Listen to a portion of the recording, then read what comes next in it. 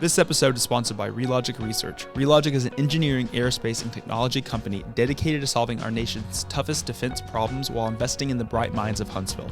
Relogic is excited to be a part of the innovation and continued growth of the Huntsville community. Visit their website today to see what they are excited about at relogicresearch.com, and all of this information will be in the episode notes. This is Chandler Wicks, founder and CEO of Relogic Research. We are very excited to partner with Beyond Rockets in further support of their already outstanding contribution to the Huntsville community. Well, welcome to the podcast. Thanks, Clark. Good to be here. Thanks for having me, man. Would you like to introduce yourself, and we'll kind of get started there? My name is Matt Wake. I'm an entertainment writer with staff writer with AL.com. I've also in the past written for the likes of Guitar World, Metal Edge, Spin, Billboard, Rolling Stone, yada, yada, yada. Wow. Yeah, I mean, it seems like you've had a pretty incredible career, and you've basically been a Huntsville native. I mean, I think you said you moved here when you were 8 from the D.C. area. Talk a little bit about growing up in Huntsville, and did you always think that now, 40 plus years later, you would still be here in Huntsville, calling Huntsville home? Yeah, so we moved here when I was 8 from the D.C. area. In D.C., my dad worked for the NSA. Okay. So we never really knew what he did, but he was a mathematician, so it probably had to do with codes or code breaking or something like that. But he moved here for an engineering job. Huntsville in the late 70s, it was just moving past, cotton fields and rockets, but the people here were always really friendly.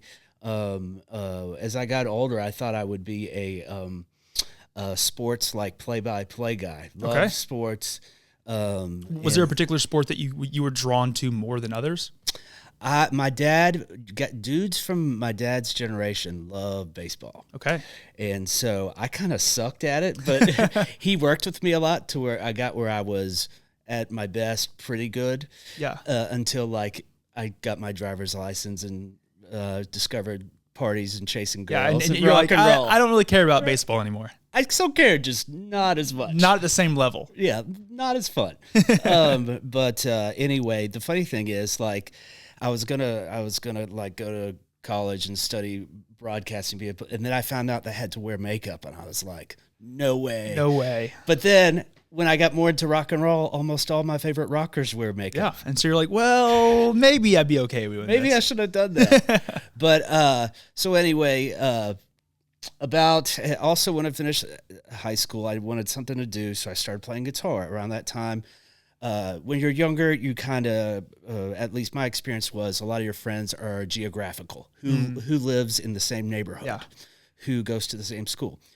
By the time I got to late high school, I had found friends that were way more simpatico. I had good friends and good buddies before that, but by the end of my high school, I had found simpatico friends, people who were into really cool music, cool movies, just really, you know how it is in Huntsville. Yeah. All these children of really smart people. Yes, and it's that melting pot. So there's a lot of people from a lot of different areas that have come here, and so what you were probably getting experience, what you were learning from what they enjoyed was maybe something that not yet many people in Huntsville were yet enjoying, but you were able to kind of meet them, enjoy what they liked, and then now it was something that you liked. Oh, totally. And that's the best thing. The best hangs are the people that turn you on to cool stuff, but also will be receptive for something when you come up with something. So as I got into music that moved me more, not just that I liked, I loved, I started playing guitar when I was 18, after I finished high school. And by the time I was a few years into college, I formed my first band. I started way too late. Eddie Van Halen started playing when he was 12. A lot of great start 6, 8. So I got pretty good, but it was just too late. Yeah, to be almost just a few years too late. If it would have been that 12 to 15 range, perfect. We would be sitting in my guitar-shaped swimming pool. Oh, that's amazing. And it'd probably be the only guitar-shaped swimming pool in Huntsville, and you probably wouldn't be living in Huntsville if that was the case.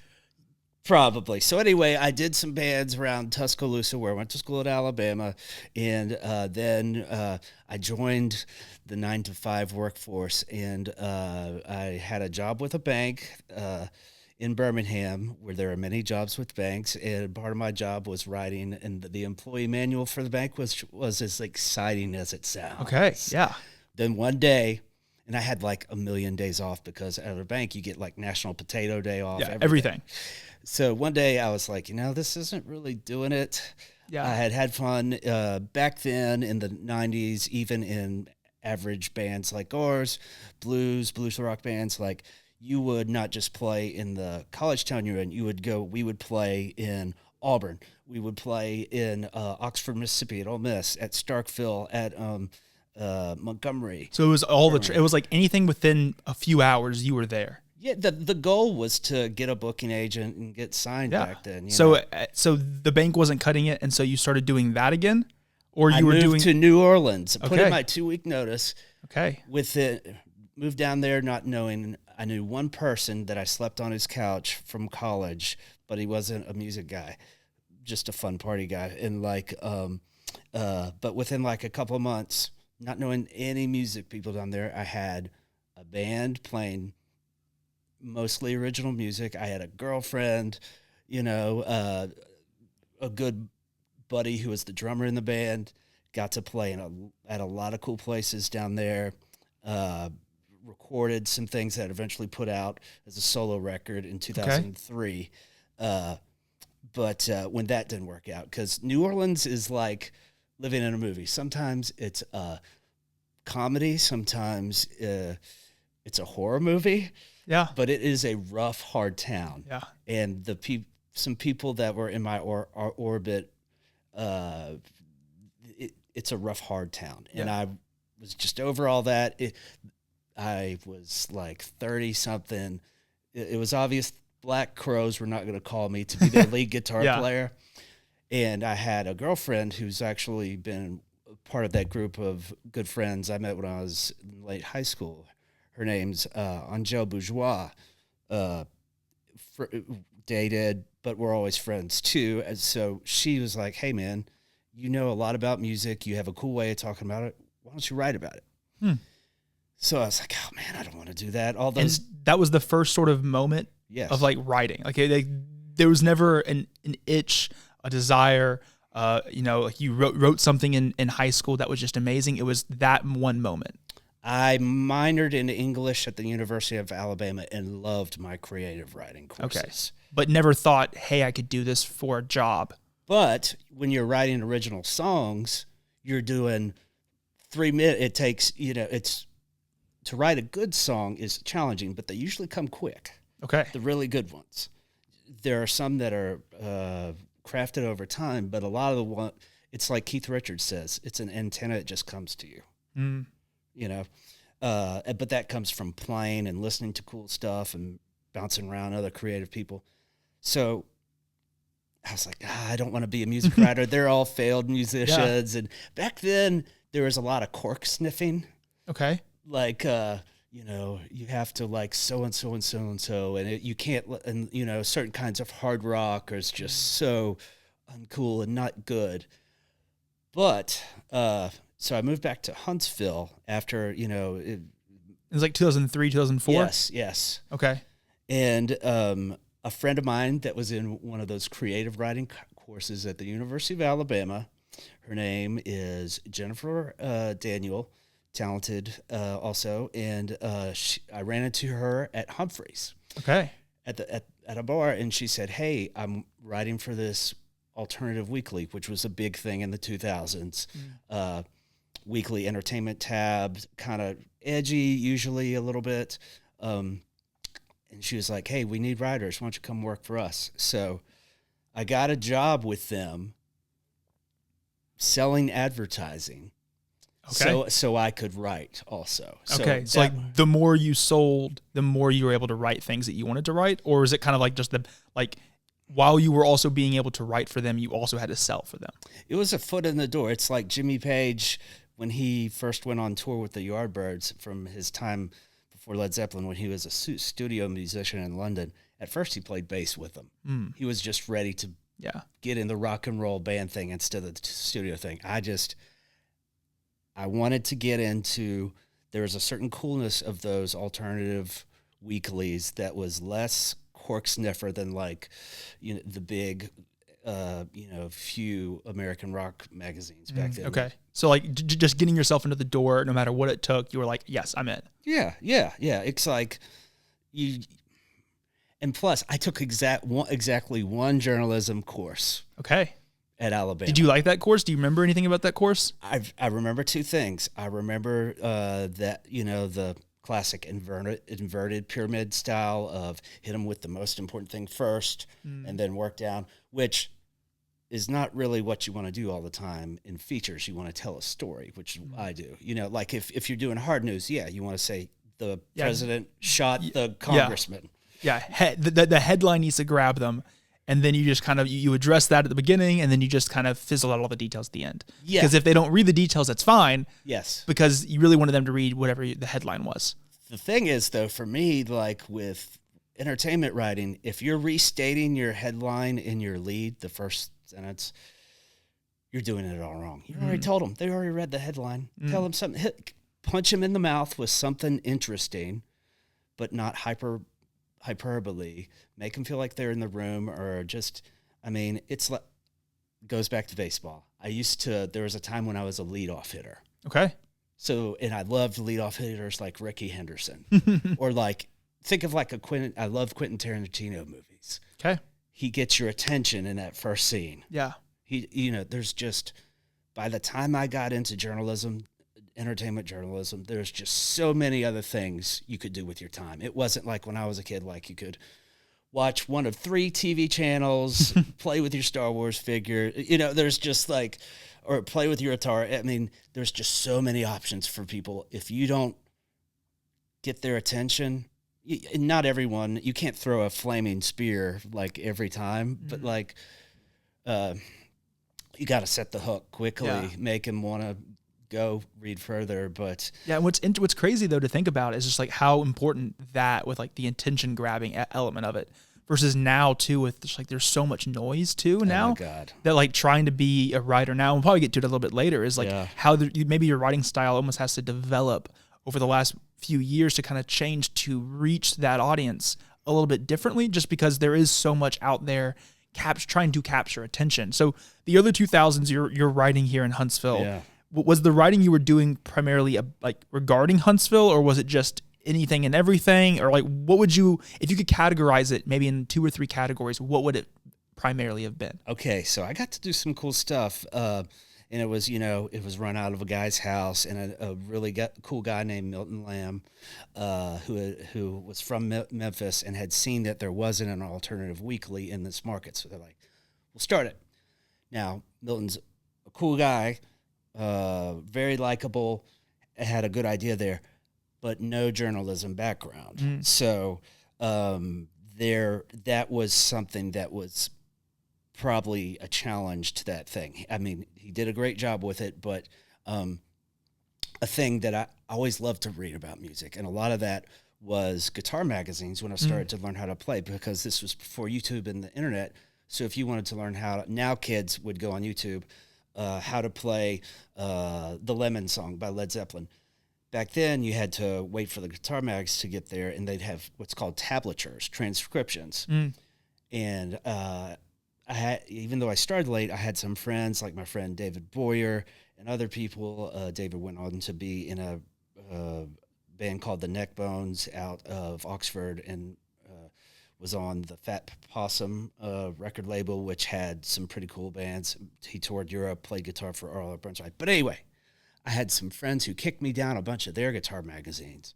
So oh, wow. So you're like able to like almost backlog all these things that like maybe that you still wanted to learn how to play, but you were able to get them quicker. Yes. And also, besides learning how to play all the songs, which teaches you the moves of what makes a good classic hit song, and maybe you take that bet from this one, this, and maybe move it in a different key, put it with one of your ideas. You got to learn the language before you add new words. Yeah. Right?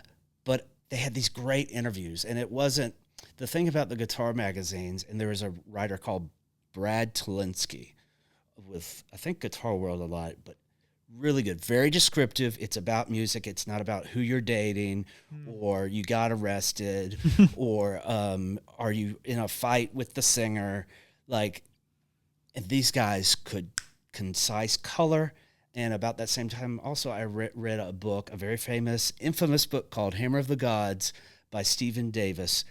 A page, not just page turning, page just exploding biography of Led Zeppelin. Okay. Lots of juice. One of the biggest bands ever. Lots of tell-all things, but also this guy could turn a phrase, man. And from these writers like Brad Talinsky and Stephen Davis, it's like kind of like lyrics too, but also like cliches are lame. Don't do cliches. Even twist the cliche by just one word makes it not suck. Yeah. So do you think when your friend kind of pushed you to start writing, Yeah. do you think your reading and what you were comprehending and what you were bringing in changed and the way you looked at it changed? And do you think like prior to think back to 18 and you're reading these Guitar World magazines Yes. and the way you're consuming it versus the way, in your early 30s that you started writing then and how you consumed content. Did it change or was it the same way you were doing it when you were 18? Cumulative. And it was also important, the creative writing courses. Because I just like to read a lot. Okay. So like reading's always been something you really enjoyed doing. Oh yeah. And like, it's like if you're going to be a basketball player, it might be helpful to watch some tape of Michael Jordan. Yeah. If you're a guitar player, you probably want to watch some live videos of like Eddie Van Halen and Jimi Hendrix, you know?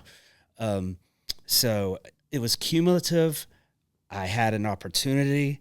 I put energy into it. I knew I didn't, not to be dramatic, but my father died of complications of a heart attack when he was in his early 40s and I was 17 or 18. And so I knew the value of life. This ain't no dress rehearsal. You're not promised a long time. So if you can do something that feels good and feels fulfilled, you spend more time at work than you do with your family. He was a hardworking guy, great dad. I was lucky to have a great dad, a little bit than a lame dad for a long time. Yeah. You know? But so I knew the value. I had an opportunity to do something that felt fulfilling to me, that used what I was good at. Yeah, and you just capitalized. Yes. If you can make a living doing a skill that you're good at, because remember at the bank, boring, right? And Didn't enjoy it. The minutes went click. Yeah. Click. Journalism, it ain't like that. You're not making widgets. It's a new thing every day. So anyway, I get into this place, Valley Planet, early on there, and they went defunct later on, but it was a very small house. So but I had raw skills because of all the reading, because of the creative writing classes, because I studied English, because because I had practiced writing songs and stuff. I got to one of my first interviews was B.B. King. Yeah. Wow. Yeah. To advance a show here, I got to review a show by Velvet Revolver, like the super group from the early 2000s with Slash and Scott Weiland. And, and you're also writing local things. Yeah. Anyway. What was the local scene like? Take me back to that. I think that's what I would find the most curious, because I think anyone that's listening, majority of the audience is local, and so seeing the local scene, and we'll probably get into it more in a little bit, is just that developing, and kind of, now we talked about it off air, but there's some really cool things coming here. You get to write about cool things, but in the early 2000s when you were doing that, there were some pretty cool musicians and things coming here. What did that writing look like for Huntsville specifically? Yeah, so the Huntsville scene back in the mid 2000s, when I first started digging into entertainment journalism, was it was a couple there were interesting things going on, but it was out of the prime of Tip Top Cafe in the late 80s. So that peak of the 90s and 80s musics, and then that peak of Tip Top to then mid 2000s, that lull. And then now, would you say 2019 was the next starting up for the peak? And then now we're just seeing it continue to grow, that peak's getting higher and higher? Yeah, well, I mean, it's not the only line in the sand, but Orion Amphitheater, when that actually, that and all, well, actually, you're right, 2019 with Mars, because all of a sudden, that 1,600 cap size, you have bands that used to be arena size that a lot of people grew up with. Yeah, that's the right fit for them. You have people on the rise, young acts, where that's the right fit for them. And Huntsville had not had that for a long time. Crossroads wasn't that big, but a lot of those artists fit into there, and it was gone by then. But when I started in that mid-2000s, the Huntsville Entertainment, it wasn't rocking, man. I mean, there were some people doing some interesting things. Low Mill was starting, was... Because at that time you were writing for a lot of other things. Like now you pretty much solely do AL.com stuff. Yeah. But at that time, since there wasn't like the writing that you really enjoyed doing, you couldn't do as much of it in Huntsville as you wanted. So you were writing for other magazines at that time more often than you do now. Okay, yeah, kind of. So what happened was Valley Planet went out of business. But then the Huntsville Times, which had an entertainment tab, which was kind of like a more mainstream version of Alt Weekly that ran on Fridays. And they started having me freelance for them. And that paid better. I didn't have to sell advertising as far, Yeah. So it's like little clicks. Like it's just like the guy who starts in getting a bit part in a movie. Yeah. And then he's just an extra. And then it's... he has a small role, and then eventually he has that leading role. Yeah, supporting role, or whatever, and so that was a line. And some of the assignments at first, you're like, it wasn't glamorous, man. Yeah. You get assigned to write about some kind of. This was before Comic Cons were sexy, but action figures, but not like Star Wars. I mean, it was, and at first you're like, oh man, how can I do this? But the truth of the matter is you got to play the dive bar before you play Madison Square Garden. Yeah. Well, most of us, 99.9%. Yeah. So, and then what happened around 2005, I got a full-time staff job. So in the Clemson, South Carolina area. Okay. Huge. So, I mean, I'm thrilled. I'm not doing this part-time or freelance where you got to work twice as hard to make the same amount of money. I'm not having to do something else to also be able to do this that I don't really want to do. I'm in. Yeah, you're all in. I'm in. It's a small market, but the cool thing about a small market is I had something there. I still had some stuff to learn and to refine. But if you make your mistakes in a small market, that's better than making them in a big market. Yeah. And I've been so fortunate. Some of the people I've got to, I don't know if you remember The Price is Right. They had this game called Plinko. Okay. You drop a chip in. There's a bunch of pegs. The chip you drop in bounces off the different pegs. And down at the bottom there, you could win money, not win money, win a lot of money.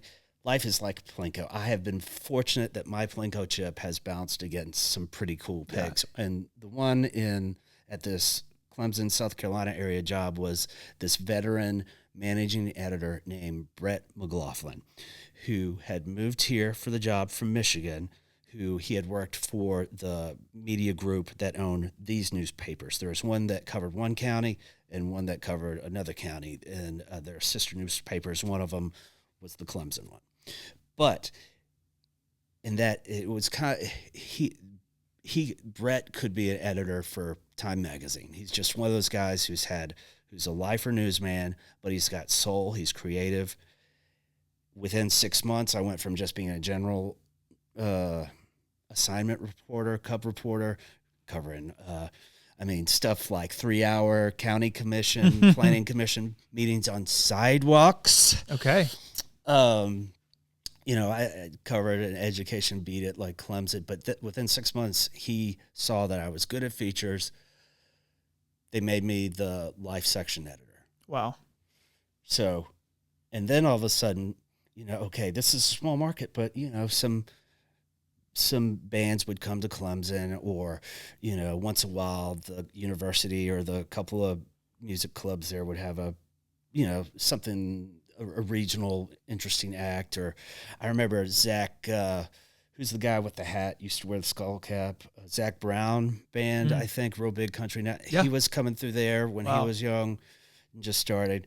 Some of the jam band kind of things. Every once in a while you get somebody in Greenville, which is like the bizarro Greenville, South Carolina is kind of, Huntsville's probably past it, but it's very much South Carolina's Huntsville. Yeah. Progressive, not as rednecky, developed, smart, some cool things, but not too big.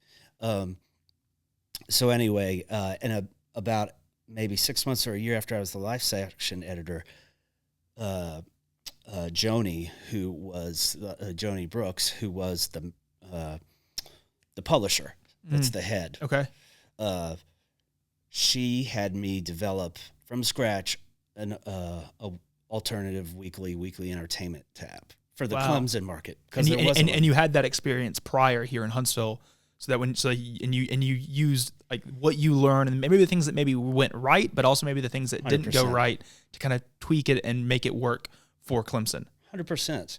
And it was an inspiring time too. By that time, I discovered a writer named Chuck Klosterman. Just thrilling, like kind of like the Michael Jordan of pop culture writing. Okay. And a cool thing that Klosterman is very smart, very down to earth though, because he grew up on like a South Dakota farm, but he's like the smartest person I've ever met in my life. Very creative, but also he loved 80s hard rock, which at the time was persona non grata after the 80s. Grunge came in. Oh, it's uncool. You got to be in a bad mood and, have not good clothes to be good musician. But anyway, he loved those bands and he wrote so great about them. And he wrote this book called Fargo Rock City. If you love music writing, read that book. So I had this cumulative stuff that I have. And then all of a sudden it's like a rocket booster of exciting. Like this is fun. And it's exciting because I have this new influence it's like if you were a basketball coming up, if you're a high school basketball player when Michael Jordan was in his prime, or, It's like that became sort of not necessarily your idol, but it was a person in the same industry that you were pursuing, that you admired the work. And so you were able to kind of have that in the back of your head and then have the things that you were doing. How long was Clemson the stay you were at prior to coming back to Huntsville and working at Huntsville Times or AL.com in 2012, or did you have another stint somewhere else prior? Yeah, so from there, after I got that alt weekly startup called Bootleg, in the first cover, the cover story on the very first issue was this band that was coming up from that area at the time, Seneca, South Carolina, called Need to Breathe. And now in May, they're playing at Orion Amphitheater. That's cool. But anyway, so eventually, now this was a grind. I worked 50 to 60 hours every week, and it was unpaid overtime, all right? Wow. So so eventually the Greenville News, which Greenville, bigger market, about 40 minutes away from Clemson, they had a weekly entertainment tab called Link. Worst name ever, but it was a really cool gig. There were creative people working there. It was a bigger market, better pay. Greenville News was and still is, I believe, part of Gannett. Huge media organization. USA Today's the flagship kind of print. It used to be. I don't know if it still is, but so I got a gig there writing for them. Okay. And I did, after about 4 years in Clemson, I did 4 years in Greenville. So around 2000, this is probably 2011, 2012 when you were finishing up in Greenville? Yes. Yeah. So what happened was, what happened was the internet screwed everything. But anyway, so what happened, So newspapers, one of the big things, one of their huge revenue things for a long time was something called classified ads. I'm selling a Volkswagen. I want to, I'm selling a guitar. I want to buy this. I'm going to sell my house. Looking for help wanted. Huge revenue. What happened? Craigslist. All of a sudden, I mean, that it's like having like one of your legs, losing it was a huge blow.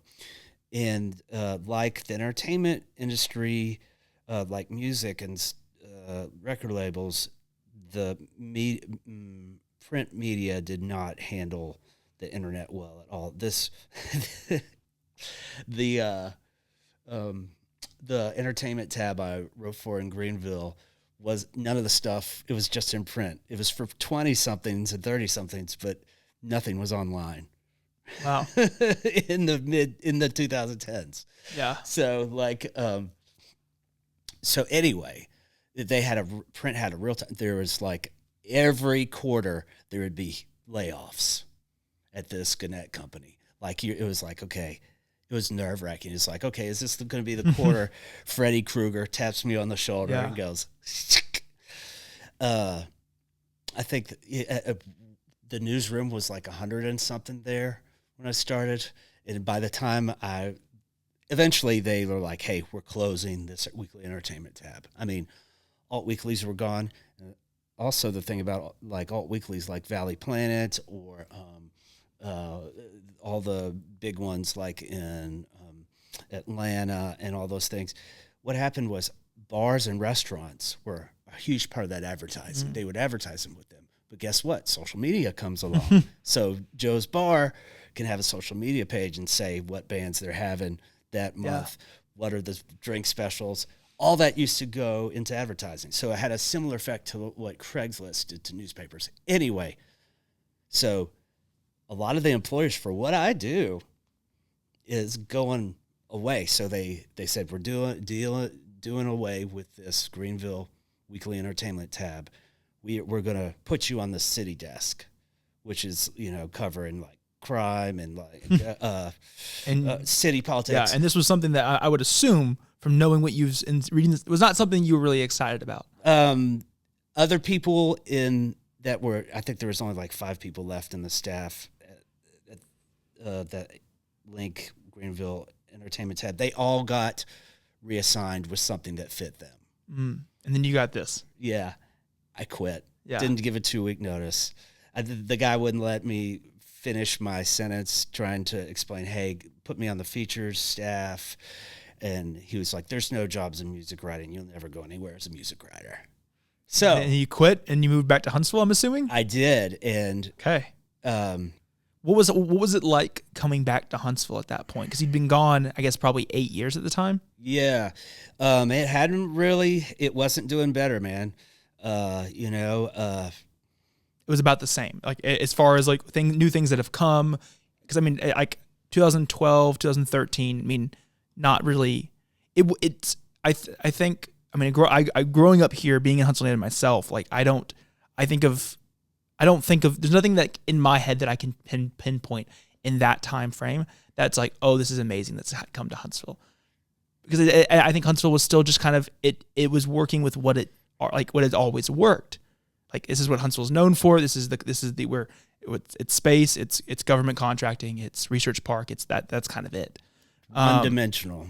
And then so you come back and start working for Huntsville Times at the time, or AL.com. Okay, what did that look like? Yeah, okay. Was all that? It took me about a year to get that gig. So for a year, I came back probably 2011.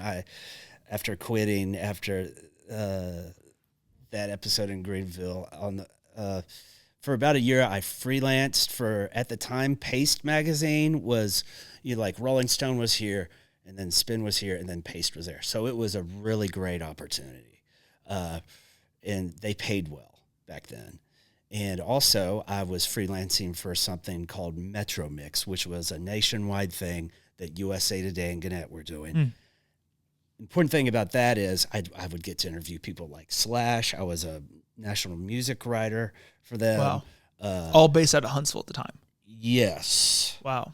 And starting, yeah. But a cool thing about that thing is I met this guy, Andy Herman, who was the national music editor for Metro Mix, the USA Today thing. Andy became the music editor for LA Weekly, legendary alternative weekly in Los Angeles. Like if you see the Motley Crue movie, The Dirt, there's a scene that centers around them being on the cover of LA Weekly. Wow. Yeah. So while I've paced and then writing for Metromix, turned to writing for LA Weekly from Huntsville. From Huntsville. So doing these really cool features like offstage musicians, like dudes who play guitar or keyboards or even sing off stage or behind a curtain. One of my favorite things I've ever written about. I talk about Guns N' Roses all the time because they were the band that made me love rock and roll. But I got to write a really cool story on this custom guitar had made. It was a copy of a Gibson Les Paul, vintage Les Paul, that basically made Appetite the guitar sound. It's on almost all the guitar. Wow. On that. So so even though you were living in Huntsville and Huntsville was, doing its own thing, you were doing your own thing in Huntsville, but you were also writing for things way beyond Huntsville and scenes that were a whole different, like, what was it like being in your office or whatever and writing about these things and then opening up your door and being in Huntsville? It was cool, man. Like there wasn't other people doing that. Yeah. And to my knowledge, there hasn't ever been. Wow. There have been people here for a guy named Echtel who worked for Sports Illustrated for a long time. I don't know if he still does, but there weren't people doing that. It was Huntsville's a very nice place.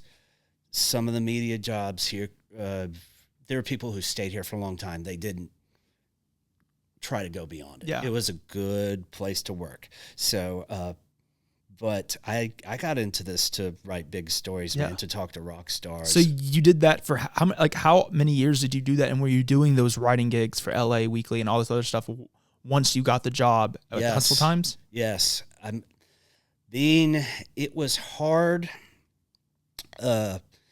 If you find yourself on the outside of the journalism business, sometimes it can be really hard to get back in on a significant level. So, and because I had worked for Valley Planet went out of business, the Weekly Entertainment tab I worked for in Greenville went out of business. The one I started in Clemson went out of business. Like, I was very wary of diversifying my portfolio. Yeah. Because you didn't want one well to dry up. Exactly. And also you had to make contacts in the industry with other people in journalism at a significant level. And another key thing I did before I got the Huntsville Times AL.com job, I started this thing, a blog, kind of my version of a digital-only alternative weekly called Cassette Press. And I was fortunate enough, I could basically, in addition to my national writing that I was doing with LA Weekly and Paste, I got to, show what I could do on a local level with the Huntsville stuff. Yeah. And at that point you weren't necessarily you weren't already working for AL.com or Huntsville, but you were able to kind of be seen locally before you were with them locally. Yeah, and they knew who I was from freelancing about 8 years before. Yeah. But anyway, very fortunate. Elizabeth Okinga, who was then the sort of the managing editor of what was called Go, which was the weekly entertainment tab in Huntsville, hired me in 2012, and Kevin Wendt, who was higher up in management. But a cool thing I learned from Elizabeth, this is when print is really starting to move into digital, and there was some growing pains with that, but what happened was our company immediately in 2012 was tracking page views. So for every organization before this, I had no idea how many people read stories. I knew, like, if stuff got buzz on social media, I'm lucky enough that people all around appreciate my rock writing. and some of my idols and, stuff like that. But like, so now, even if you're like, okay, I think this is cool. It used to be entertainment journalism would kind of tell people what they thought was important. Now we had to listen to more and pay attention to what readers thought. Yeah, all the consumers. Yeah, and it's business. Every life is numbers, man. Like, and so like 2012, 2013 was the first time that you had actually like started looking at the numbers yourself, or like they were first time I've ever been given them. I've never worked for anybody else that was. Did you ever want that before, or did you ever care about that before? I just cared about being good, writing cool stuff, writing well.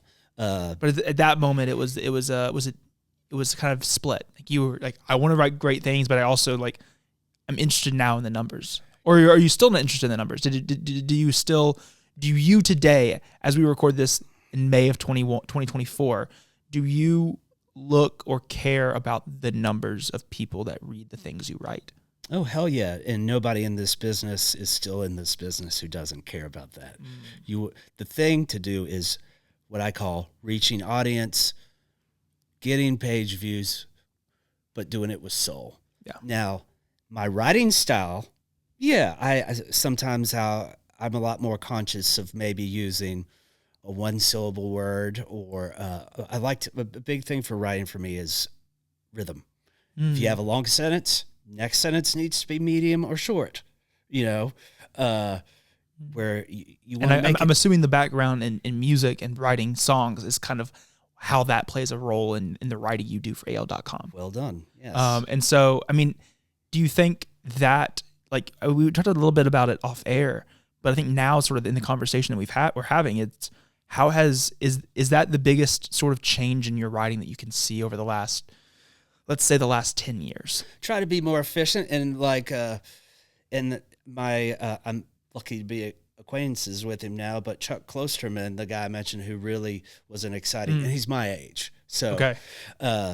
But over time, he used less like F-bombs, and, it was more direct and more lean. It's like the band that like, band, I always use band or football or sports comparison, but like bands, when they can have something raw and exciting.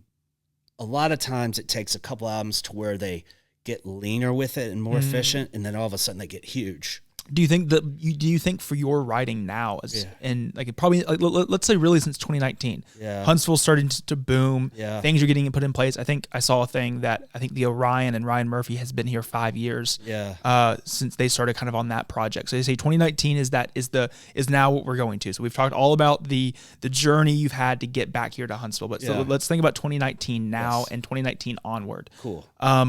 Do you think being lean with your writing has allowed you to put out and keep up with the pace at which Huntsville is growing?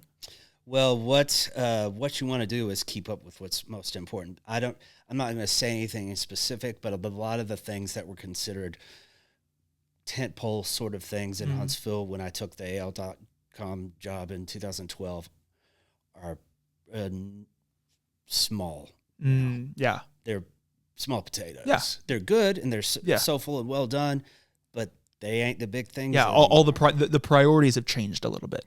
Or is it? I guess it's the feedback you've gotten from the consumer itself has changed probably too. Well, there's just a lot bigger, cooler stuff. One, like, and from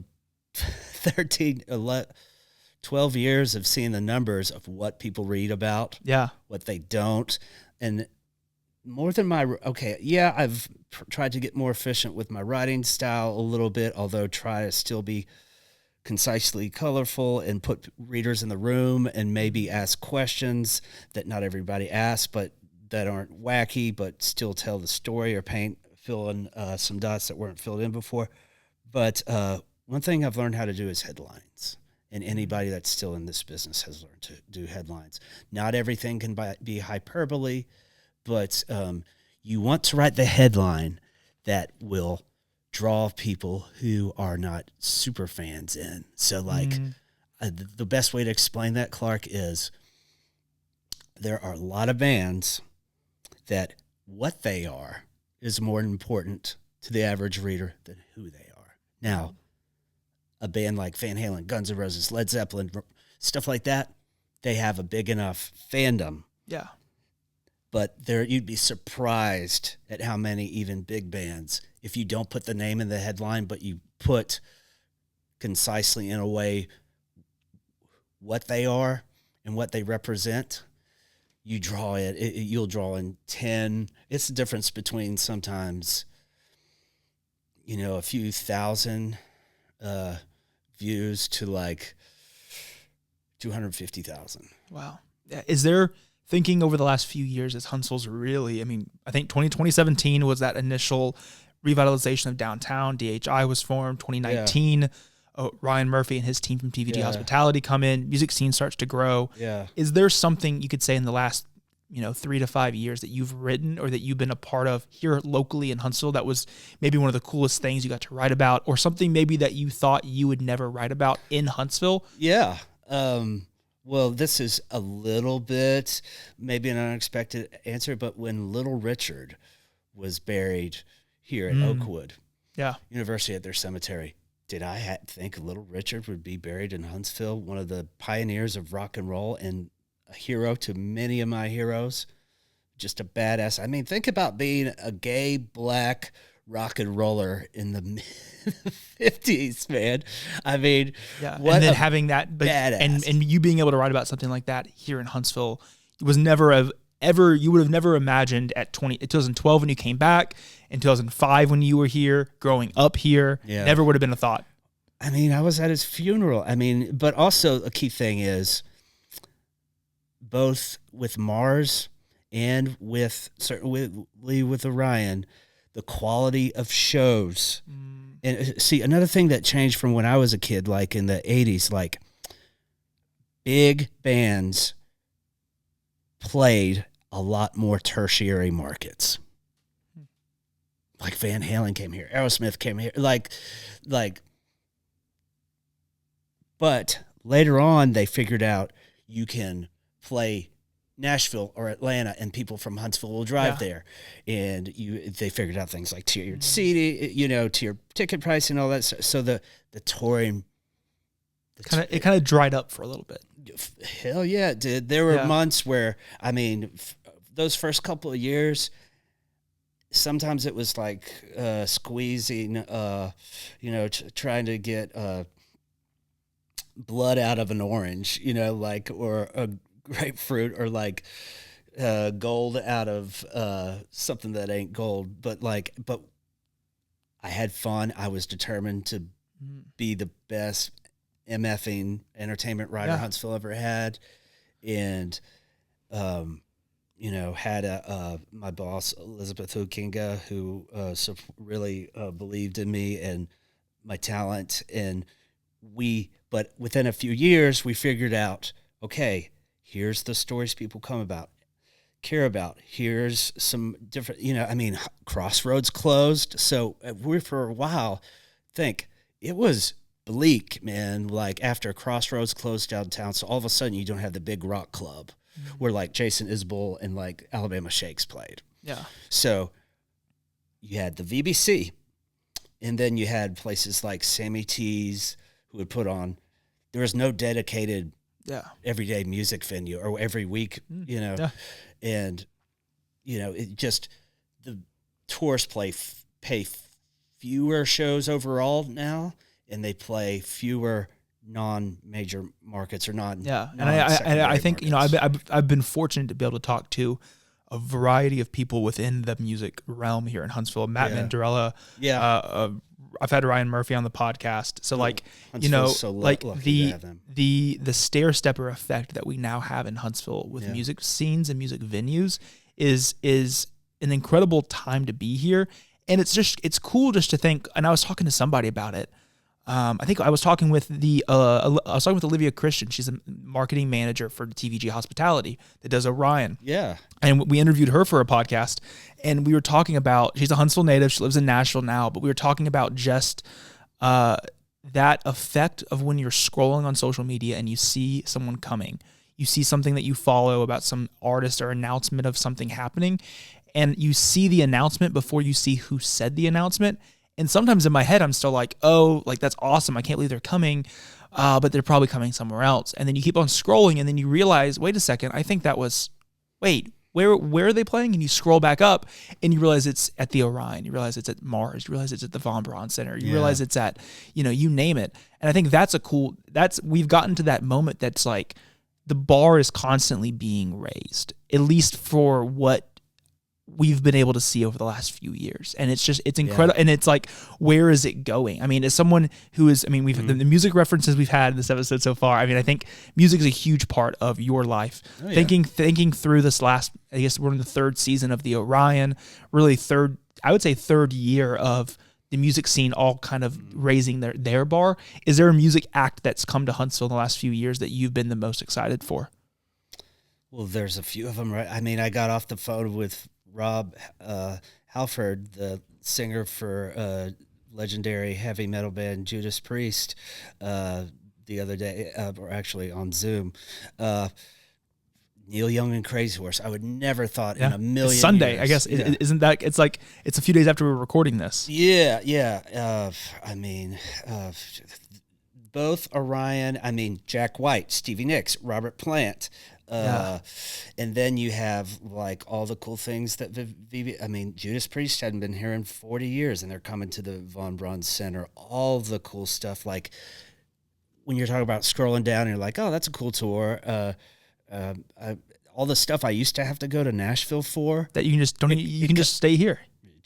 I think that's one of the coolest things too. It's like, my wife and I we've gone to more concerts in the last 3 years than I've gone to my entire. I think prior to 3 years ago, I'd probably been to one concert, and I'd probably go to, I don't know, half a dozen to a dozen a year now. Yeah. And we're constantly looking not only at Huntsville, but we're looking at, like, we've been to Nashville for concerts, we've been to Birmingham for concerts. Fun. And I think in the conversation I had with Matt, and I think talking about just the ecosystem at which Huntsville's been able to do with the music office and the music audit is being able to then increase the talent not only in Huntsville, but increase the talent around Huntsville.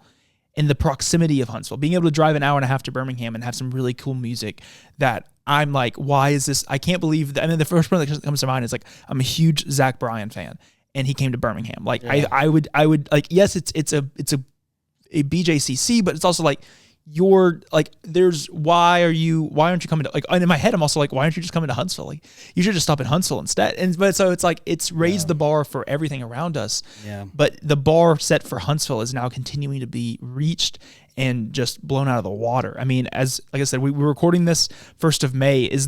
What are you looking forward to most about Huntsville the rest of this year, 2024, and maybe some of the future things that you're like, this is going to be like, I'm continuing to be excited about writing for things that's happening in here, or this area of Huntsville?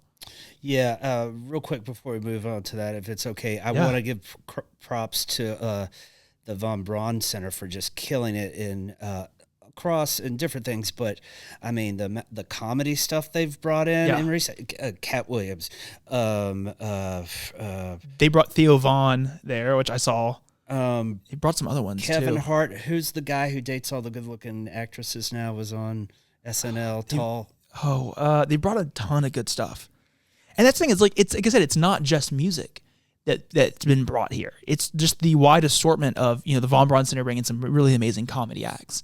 The Mars bringing some older acts that's more of that nostalgic fill that coming back to Huntsville, that's touring, that the Mars just fits them perfectly.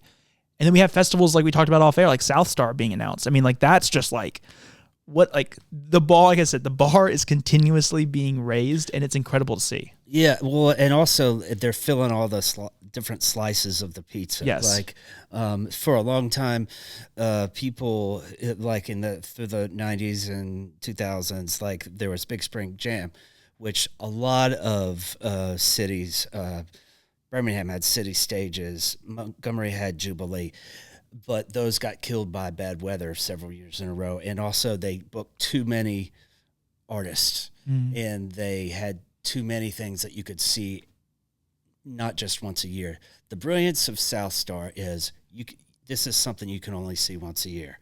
And I think it was kind of, they didn't have the right term. When I talked to the guy producing it, Ted, great, from C3, and they're big players, obviously, with Lollapalooza and stuff like that. But he was like, it's going to be genre focused. So I was thinking, okay, it's either going to be like rock or, it'll probably be rock, because if they do country, there'll be a lot of people who like it. Then there are a lot of people who are just no. But what it was era specific. That 90s. Genius. Genius. It's perfect because I know everybody on the poster. 100%.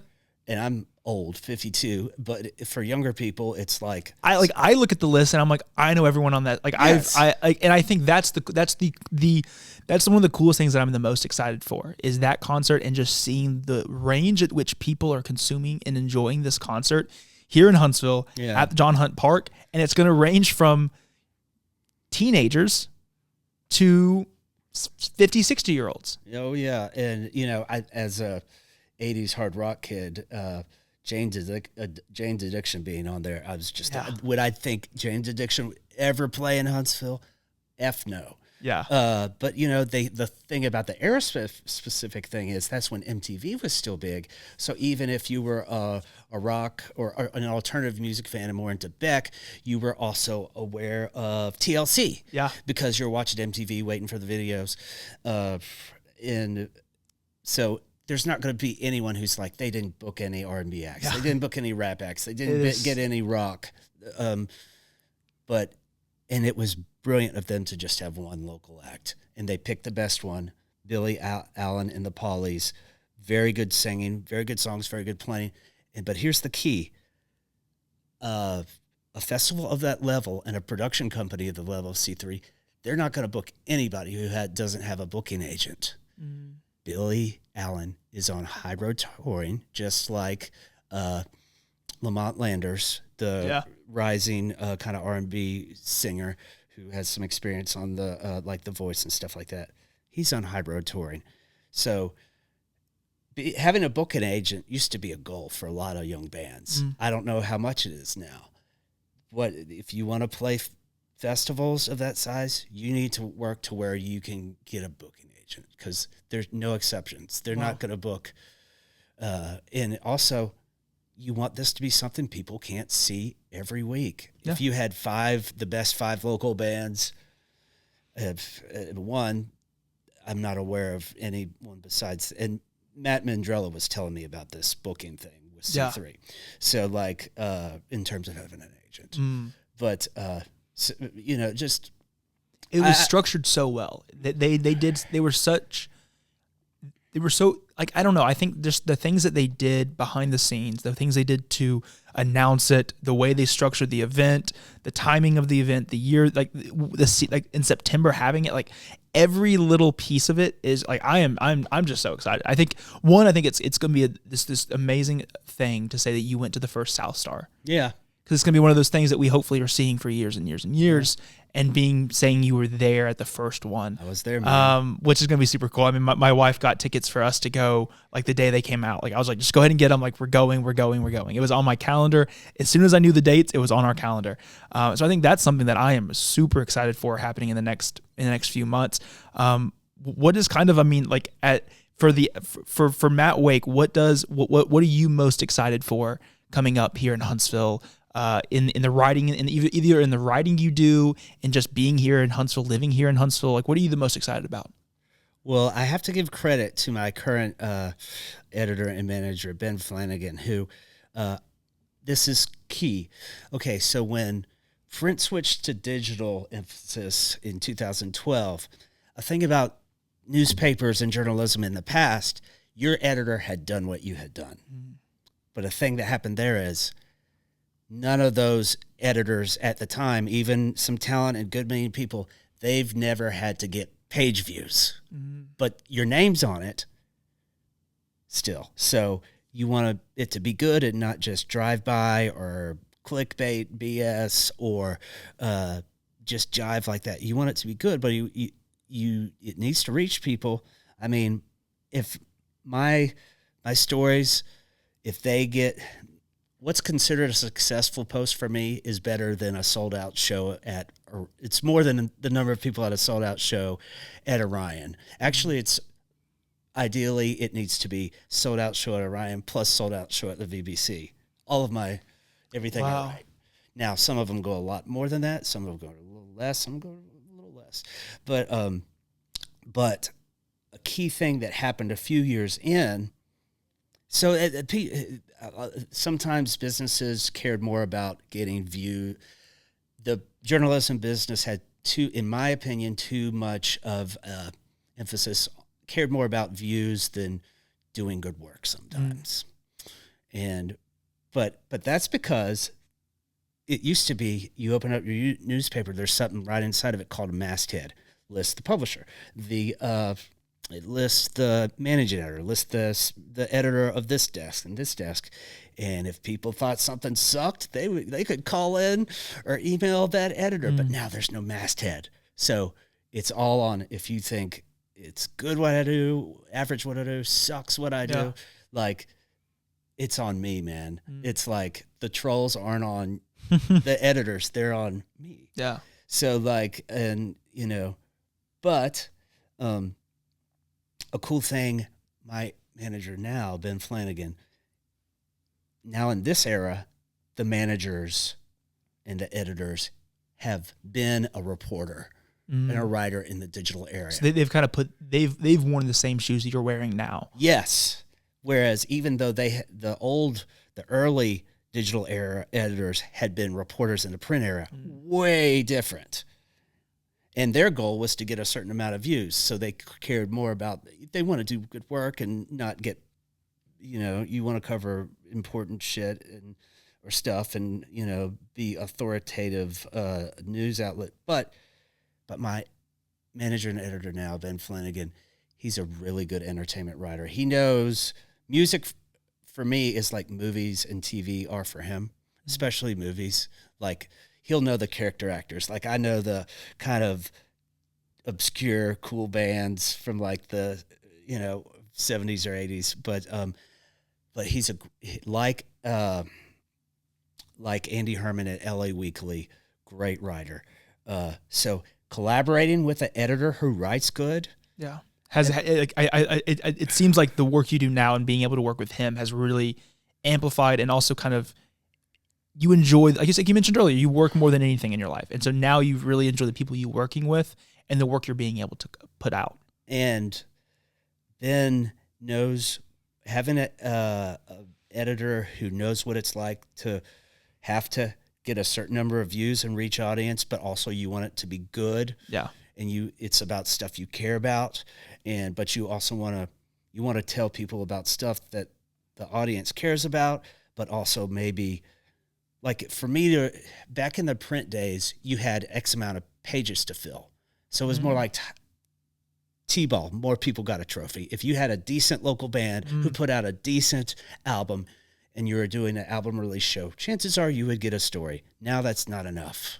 It has to have an angle that will transcend people who are passionate about local music, because there's a lot of passion and there are people there, but it is not a significant number of people for a mainstream outlet.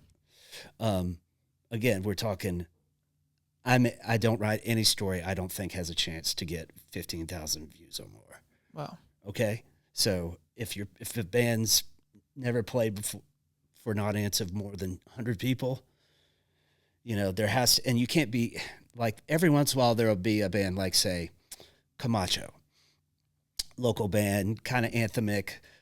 There's an alternative thing, but the singer's really kind of goes for it. Doesn't sound like Freddie Mercury, but uninhibited like that. They have good songs.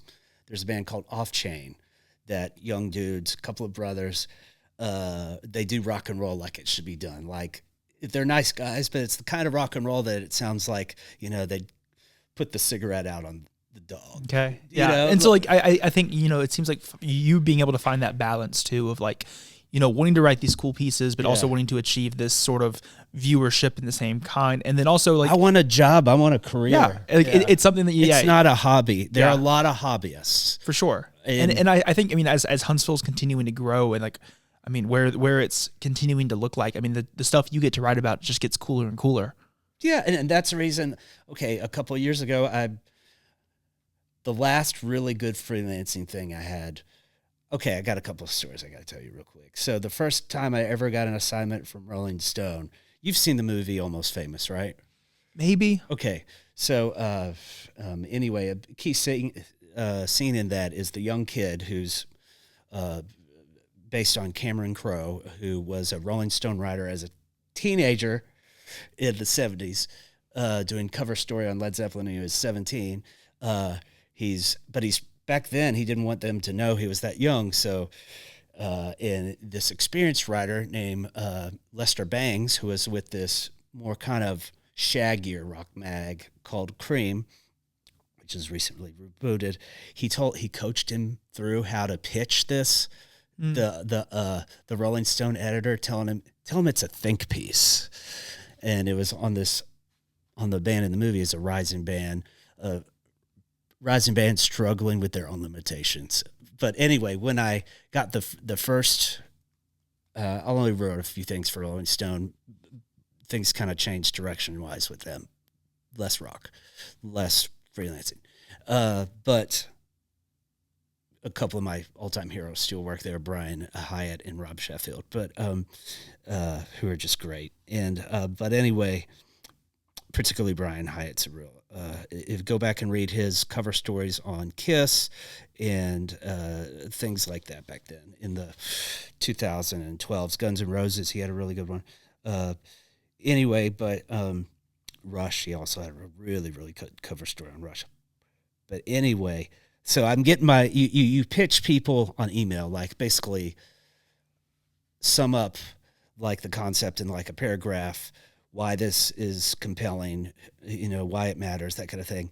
And they took it was about the time Greta Van Fleet was really in the zeitgeist rising, lots of haters, but it always seemed funny to me that there are so many bands that are very derivative, but the ones that people really get their knickers in a pinch about is bands that are obviously influenced by Led Zeppelin. And but they took the pitch, but the guy who emailed me back, Hank Steamer, really great editor and rock writer on his own, but he was like, do it like a think piece. And so I think that was probably maybe 2000 and I don't remember. It was several years ago, but not a ton. But when I got that pitch accepted all those years, trying to find something that, coming into finding something late that you're good at, of losing a couple of jobs, of having the floor go out from underneath you. I never got laid off, but the things I worked for would go out of business. It's harder and harder to have a staff job doing anything, but especially entertainment writing job. I'm lucky. And like I said, I have a great collaborator and editor with Ben Flanagan, but at AL.com. But when I got that pitch back, that they're saying, yeah, we want the story, do it. I almost cried. I called my fiance at the time, now ex-wife, and I mean, all those hours and years and struggling, and then you think of the times being a cub reporter and covering the planning commission about sidewalks, selling to advertising to get your foot in the door, all those hours, long hours you work, never putting your name on anything that you didn't feel good about, when it's not always that way in this business. People don't always do it that way, but it was like, I can get run over by a bus tomorrow, and I've written for Rolling Stone, and then getting a chance to write for Spin, who Chuck Klosterman rose to fame with, and just a few of these things, but I'm not a one-hit wonder with any of these guys. And getting to write with Metal Edge, which I read a ton of as a kid, great editor on their reboot, since didn't work out again, but Rich Beanstalk, who's written for all these magazines, but he was another great I love collaborating with people who are good. I've had editors that know I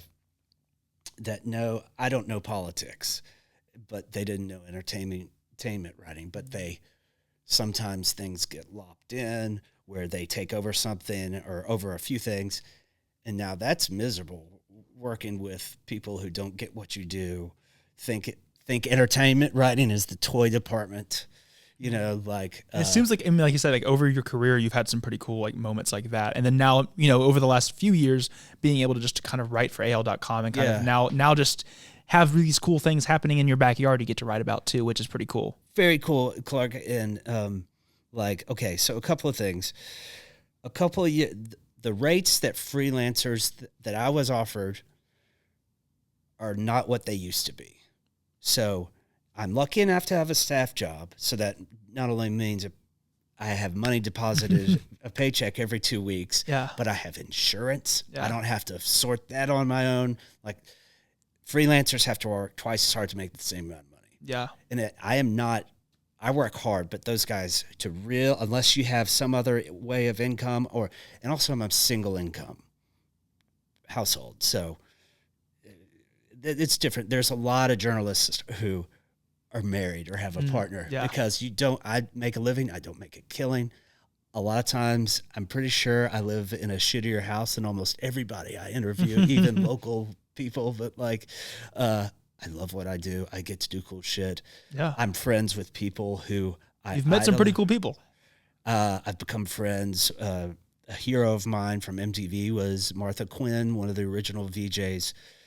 Now, Martha talks on air, does interview on air like I like to write. She's knowledgeable. She's accessible. She could turn a phrase. She's just really... you're drawn to what she does. And I do some stuff with her and my friend Greg Renoff, who's written some big Van Halen books. Like, we'll do stuff, kind of things on Twitter called Twitter Spaces, where we interview, have a big rocker or a musician from the 80s and also take questions. And but anyway, people like some of my favorite bands, I'm kind of friends with some of that. I had their cassette tapes when I was a kid, or their T-shirt, and watched their videos. Or the coolest moments though is when you interview people who are on your wall, as posters. Like, I've gotten to interview Nikki Sixx from Motley Crue a few times. I've gotten to interview Slash, Dickie Betts from the Allman Brothers, probably the most scared to interview anybody because he has this reputation of being a tough MFer and a scrapper, but he's a sweetheart. Yeah. I find you do your research. You give me 10 minutes on local or rising national artist. You give me 30 minutes on an established career national artist. I can give them the best interview they will have, because it's research. You do research. Good research means good questions, which means good answers, which means a good story. Yeah. But you'd be surprised. Now, there's a lot less people in this business now who don't do the research, who just get the press release, bring that document up, and just ask questions off that. And it's like, but those guys light up, even that have done a million interviews. If you ask them good questions that are still relevant, to what they're doing now, and also work into their career through there, they will light up, and they will give you jazz. They will make it sing.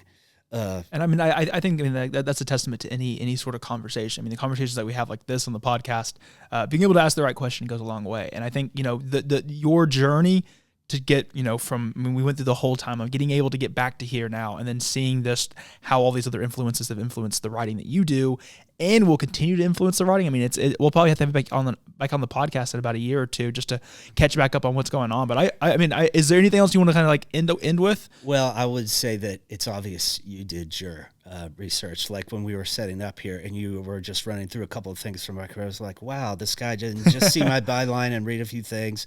He looked into what I've done, and it goes a long way, man. Like, think like if you're interviewing for a job, you're not going to be a serious candidate if you haven't done some online research of that company, and seen what's worked, what's maybe not worked. A thing I can't wait to write about, Clark, is, and I come back to this a lot. Well, first let me say, there are some. It's been exciting to see a new wave of Huntsville bands. I mentioned Off Chain, who's like kind of 90s alt rock, 80s hard rock sounding, but good songs, good singer. Camacho, I talked about them. Wanda Wesolowski, very good kind of indie rock singer songwriter in her band. And the Neighbors, the rap collective. I love rap groups. I don't like rap solo artists as much, but just like bands are more interesting than me, the solo artists most of the time, unless it's like David Bowie or Prince. But like because there's more characters and like it can be more effed up and like just the dynamics and the chemistry and the fallout and all that stuff. But yeah, so Neighbors is a really good one. And also, I have to say something about Huntsville that is great, and it happens for, like, Rob Halford from Judas Priest. Gent, sweetheart, great to talk with. B.B. King, same. Slash, all the legend, if you do your research and ask them good questions, they're all a freaking joy. And I will say the same thing about our local legends. David Anderson, Dave Gallagher, Microwave Dave. I am lucky that the local legends are a joy to talk with. Yeah, for sure. They appreciate that when you do your research and you're ready to talk with them and you're not taking the quotes out of context and this is another thing. When I was trying to do bands and I started too late, I still got okay. Right when I got pretty good, it was time for me to stop, and I had to decide, because it gets a little dicey writing about music in a scene and also being a band in the scene. I felt the need to pick a lane. Yeah. And the universe told me which one. Last year I had more views on my storiesforAL.com than the Los Angeles Dodgers, who had the biggest attendance in the Major League Baseball, had for attendance. So it costs more to go to a Dodgers game, and you got to get out of the house, but still. Dave Gallagher, David Anderson, I'm forgetting other classic artists, but I'm lucky that Huntsville, the classic artists in the new wave, and I can't wait. And I always bring this up because I want to. Journalism that always throws rocks at the windows, like, hey, you're doing this wrong. I'm a writer. I'm not a critic. Now, I've had assignments before in periods in my job where I was asked to be a critic, but I am not asked of that now. Yeah. If I write about something, it's because I think a lot of people are going to care about it, or they should, or I think they have a really good chance to. But Huntsville's never had a famous band. It's never had a famous band. And I love the Orion Amphitheater. I love South Star. I love Morris. You want to encourage, and this program that the music office, Mandrella, does, where they pay local artists to tour, amazing. It's called Music Ambassador Program. I wrote a story on that. But and now I've got a story. I don't want to tell you what it is, but there's a shift of Huntsville, it's becoming a legitimate music city. It's becoming a cool place, and I think Yes, and I think having you also being able to write about it is cool for the listeners, being able to hear your stories, read your stories, hear from you in these conversations like this. I think gave them a little bit of an insight about you, and kind of gave them a little bit. I think there's one thing to see the articles that are written by you and read your articles and enjoy your articles, and one thing to be able to listen to you talk about your journey and your experiences, and kind of have that context too as they read future articles. But we'll definitely have to have you back on the podcast at some point in the next couple of years and do this all over again. But I appreciate you taking the last little bit to chat with me, and we'll be sure to kind of put any links to any of Matt's stuff in the description of the video and description of the audio, so you want to find out more information, you can visit those. But yeah, I appreciate it. Thanks for having me, Clark. And I just want to say, I do think there will be a famous band from Huntsville, and I can't wait to write about it. And the echo effects of all these things, all the things in place, the festival, the venues, they'll come up with, a smaller venue where it's the hottest place for the young bands to play. This is a really good time to love music and live in Huntsville. And I'm grateful to be able to tell you guys about it. I'm excited. It's going to be cool, but I appreciate you being here today. Thanks, Clark. I've enjoyed it.